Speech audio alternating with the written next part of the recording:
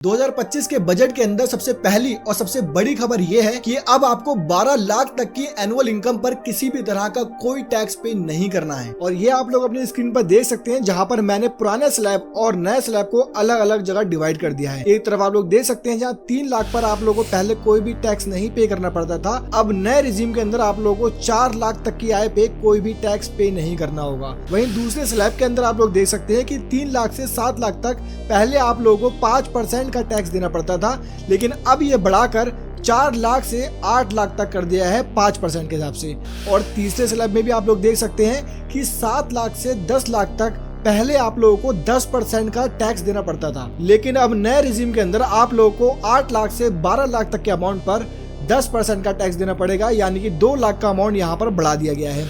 और चौथे स्लैब में आप लोग देख सकते हैं कि पहले 10 लाख से 12 लाख तक 15% का टैक्स पे करना पड़ता था, जो कि बढ़ा करके अब 12 लाख से 16 लाख तक कर दिया है 15%। और 5वें स्लैब में नीचे देख सकते हैं आप लोग, जो पहले 12 लाख से 15 लाख तक पे 20% लगता था, और अब ये बढ़ा करके 16 लाख से 20 लाख तक कर दिया है 20%। और नीचे छठे स्लैब में आप लोग देख सकते हैं, जहां पहले 15 लाख से ज्यादा के अमाउंट पर 25% का टैक्स लगाया जाता था, वहीं अब इसको बढ़ा करके 20 लाख से 24 लाख तक कर दिया है 25% के हिसाब से। लेकिन अब इस 2025 के बजट के अंदर इन्होंने 7वां नया स्लैब डाल दिया है, जिसके अंदर अगर आप लोगों की इनकम 24 लाख से ज्यादा की होती है पर एनम, तो आप लोगों को 30% का टैक्स देना होगा। ये एक नया स्लैब इस रिजीम के अंदर ऐड किया गया है। मतलब मिडिल क्लास और सैलरी वाले लोगों के तो बल्ले बल्ले हो चुके हैं, उनको इससे बड़ा फायदा मिलने वाला है। और साथ ही अपनी स्क्रीन पर आप लोग ये वाला ग्राफ भी देख सकते हैं, जिसके अंदर नए रिजीम में टैक्स से मिलने वाले बेनिफिट का ये पूरा कैलकुलेशन आपके सामने मैंने रखा हुआ है कि 8 लाख पर आप लोगों को कितनी बचत होगी, 9 लाख पे, 10 लाख पे। ये पूरा आप लोग वीडियो रोक करके इसको पढ़ सकते हैं। और आपकी जानकारी के लिए मैं आप लोग को ये बता दूं कि न्यू रिजीम के अंदर जो 4 लाख से 8 लाख वाला स्लैब है, जिसमें 5% टैक्स है, और 8 लाख से 12 लाख वाला जो स्लैब है, जिसमें 10% टैक्स है, सरकार उसको पूरी तरह से माफ कर देती है। यानी कि 12 लाख तक की इनकम पर अब आपको कोई भी टैक्स नहीं देना है। साथ ही सरकार ने एक नए टैक्स लाने की अनाउंसमेंट की है, जिसको अगले हफ्ते पार्लियामेंट के अंदर पेश किया जाएगा। 2025 के इस बजट के अंदर किसानों के लिए बहुत बड़ी खुशखबरी है। किसानों को एक क्रेडिट कार्ड दिया जाता था, जिसकी कुछ लिमिट दी जाती थी। तो पहले उस क्रेडिट कार्ड की लिमिट 3 लाख हुआ करती थी, लेकिन सरकार ने अब वो लिमिट बढ़ा करके 5 लाख कर दी है। यानी कि किसान अब उस क्रेडिट कार्ड से 5 लाख तक का यूटिलाइजेशन कर सकते हैं। ये अमाउंट किसानों के लिए एक तरह से लोन की तरह होता है। पहले किसान उस क्रेडिट कार्ड से अमाउंट निकाल लेते हैं, फिर बाद में वो उसको यूज करके उनको कुछ टाइम पीरियड मिलता है, बिना इंटरेस्ट के वो उसको वापस कर सकते हैं। और अगर उसको टाइम से नहीं भी पे कर पाते हैं, फिर भी उस पर काफी मिनिमम इंटरेस्ट लगाया जाता है। बिहार के लिए इस बजट के अंदर काफी बड़ी अपडेट डाली गई है।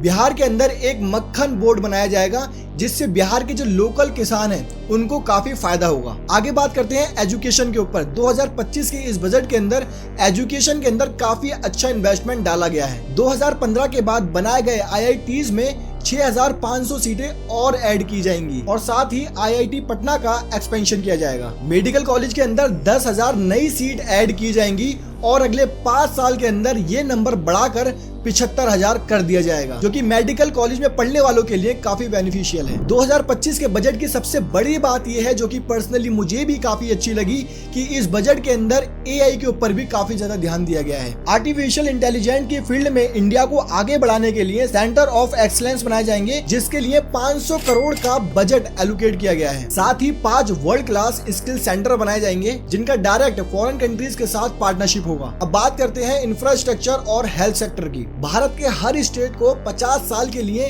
1.5 लाख करोड़ रुपए का इंटरेस्ट फ्री लोन दिया जाएगा, जिससे हर स्टेट का इंफ्रास्ट्रक्चर काफी मजबूत होगा। स्टेट के हर डिस्ट्रिक्ट हॉस्पिटल के अंदर कैंसर के सेंटर बनाए जाएंगे, जहां पर कैंसर की दवाइयां काफी सस्ती प्रोवाइड कराई जाएंगी। 36 लाइफ सेविंग दवाइयों पर पूरी तरह से जो कस्टम ड्यूटी चार्ज लगता था वो हटा दिया गया है। और साथ ही 6 और लाइफ सेविंग जो दवाइयां होती हैं उनकी कस्टम ड्यूटी घटा करके 6% कर दी गई है। और साथ ही 2025 के इस बजट के अंदर बिजनेस और MSME सेक्टर को काफी बढ़ावा दिया गया है। MSME यानी micro small and medium enterprises. इसके अंदर जितनी भी कंपनियां आती हैं, इनके इन्वेस्टमेंट और टर्नओवर को बढ़ा दिया गया है। और बिजनेस के अंदर सबसे बड़ी बात यह है कि हमारे देश की अगर कोई भी महिला या SC ST का कोई भी व्यक्ति अपना बिजनेस पहली बार शुरू करना चाहता है, तो सरकार की तरफ से उसको 5 लाख रुपए की सुविधा दी जाएगी। जन विश्वास 2.0 के तहत 100 लॉस को खत्म किया जाएगा, जिससे बिजनेस करने के तरीकों को और ज्यादा इजी बनाया जा सकेगा। 2025 के इस बजट के अंदर उड़ान योजना का भी काफी अच्छा एक्सपेंशन किया गया है। 120 नई डेस्टिनेशन को उड़ान योजना के अंदर जोड़ा जाएगा, जिससे 4 करोड़ एडिशनल पैसेंजर जोड़ने का टारगेट रखा गया है। और साथ ही इस बजट के अंदर 2047 तक